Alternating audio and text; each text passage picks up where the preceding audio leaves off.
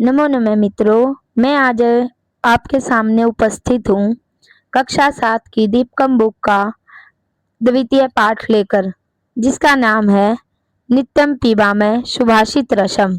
नित्यम हमेशा पीबामय पीना चाहिए, सुभाषित रसम अर्थात मीठे वचनों रूपी रस। तो आज पहले यह पाठ वार्तालाप से शुरू होता है, जैसा कि आप सब चित्र में देख ही रहे हो। अध्यापक बच्चों से बातें करते हैं, बच्चे अध्यापक से बात करते हैं। तो इस प्रकार इस लेसन की शुरुआत करते हैं। आप ध्यान पूर्वक सुने और सभी शब्दों के अर्थ साथ साथ पेंसिल लेकर लिखते रहें। महोदय, अस्माकं विद्यालयस्य भीतौ अयोग्य पुरुषो न अस्ति, योजक अस्त्र दुर्लभः इति लिखितम् अस्ति, अस्य कः भावः इति कृपया बोधयतु। अभी शुरुआत में एक लड़की अपने अध्यापक से पूछती है कि महोदय, हे श्रीमान जी, अस्माकं विद्यालयस्य भीतौ, भीतौ मतलब दीवार पर, अस्माकं हमारे, विद्यालयस्य विद्यालय के, स्कूल के, हमारे स्कूल की प्रत्येक दीवारों पर लिखा गया है अयोग्य पुरुषो न अस्ति, योजक स्तर दुर्लभ है। कि ये जो रेड कलर की लाइन आई है, ये लाइन हर दीवारों पर लिखी गई है। इति लिखितम् अस्ति, इस प्रकार से लिखा गया है।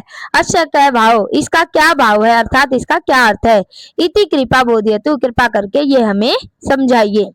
बहुत सुशीले, अध्यापक कहते हैं कि अरे सुशीला, अस्य भावार्थ अस्ति, इसका भावार्थ है यत् अस्मिन् जगति को अपि अयोग्य न अस्ति, यत् की अस्मिन् इस जगति जगत संसार में को अपि कोई भी अयोग्य न अस्ति, अयोग्य नहीं है। सर्वे योगा संति, सभी योग्य हैं, परंतु प्रेरकस्य मार्गदर्शकस्य च अभाव अस्ति, लेकिन किसी किसी के जीवन में प्रेरित करने वाले और मार्गदर्शक करने वाले का अभाव होता है, अर्थात किसी के जीवन में किसी को गाइड करने वाला कोई नहीं होता है। फिर दूसरे बच्चे पूछते हैं, मान्यवर हे श्रीमान जी, अहमपि विद्यालयस्य पृष्ठे एतादृशं श्लोकं पठितवती।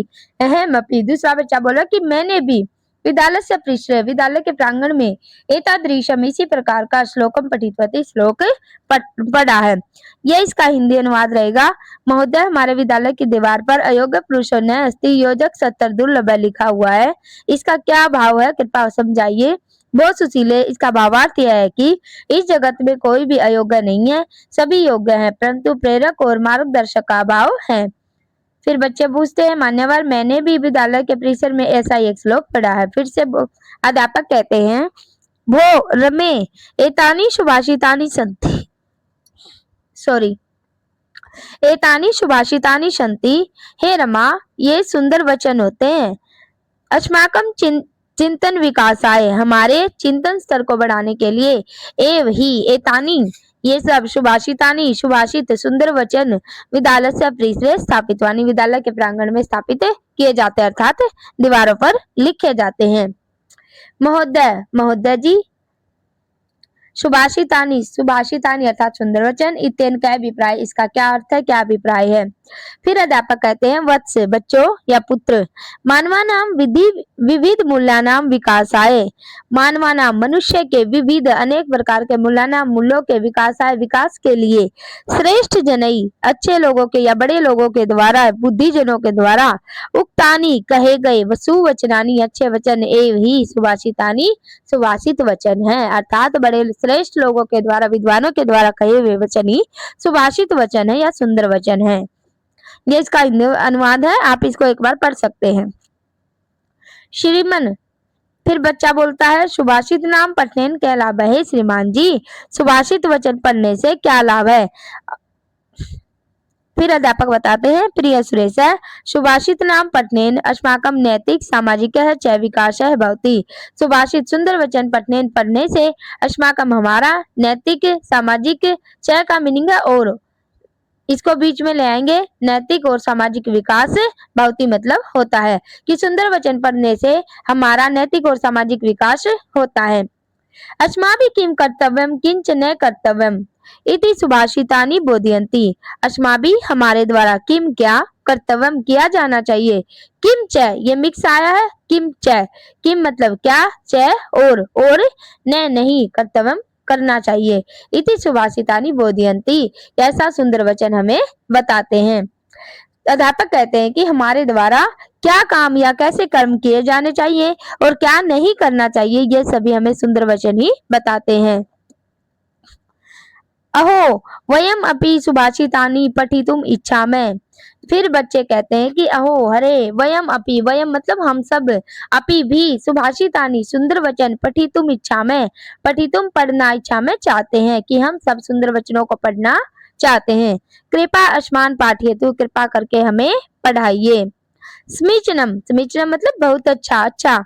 तरही तो वयम हम सब सुभाषिता नाम रसम पीबा में, तो चलो हम सब सुभाषित रस पीते हैं, सुंदर वचनों का रस पीते हैं, अर्थात सुंदर वचनों को पढ़ते हैं।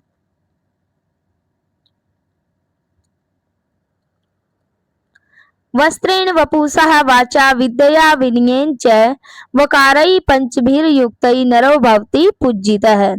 ये इसका पदच्छेद किया गया नीचे। वस्त्रेण वपुषः वाचा विद्यया विनयेन च वकारैः पंचभिर्युक्तः नरः भवति पूज्यितः। वस्त्रेण कपड़ा, वपुषा शरीर, एक ये भावार्थ है, भावार्थ को देख लेते हैं संस्कृत में और अच्छे से क्लियर हो जाएगा।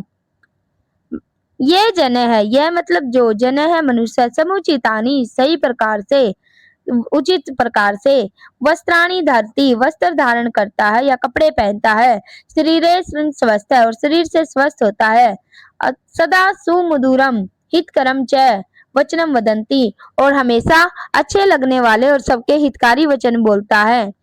सर्वदा अध्ययने संलग्न भवति, हमेशा अपने अध्ययन कार्य में अर्थात पढ़ाई में लगा रहता है। तथा और च विनम्रता च व्यवहरती, और विनम्रता पूर्वक व्यवहार करता है। तादृश वैसे, पंचमी वकारई, इन 5 प्रकार के वकार, वकार का मतलब ये कि जो वैसे शुरू होने वाले 5 चीजें हैं, जैसे वस्त्र वपुषा वाचा विद्या विनयन, ये 5 प्रकार के वकारों से परिपूर्ण होता है। वस्त्रम वपु वाक विद्या विनय, ये इस प्रकार के 5 वकार जिसके अंदर होते हैं।